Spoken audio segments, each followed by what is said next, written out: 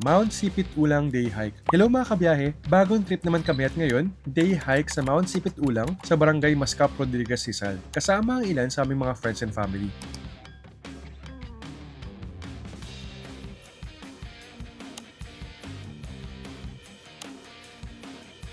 Base kay Mrs., madali lang daw to. Kita niyo naman, may kasama kaming bata. 9 years old siya nito way back January 2024.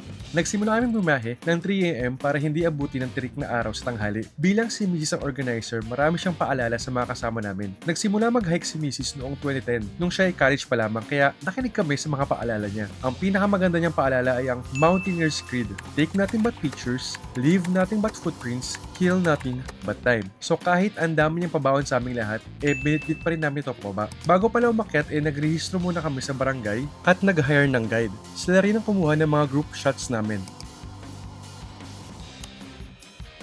Madali lang akitin to. 3 out of 9 ang difficulty level ng minor hike namin. 2 oras lang ang trek at nakaring na kami sa mga photo spots.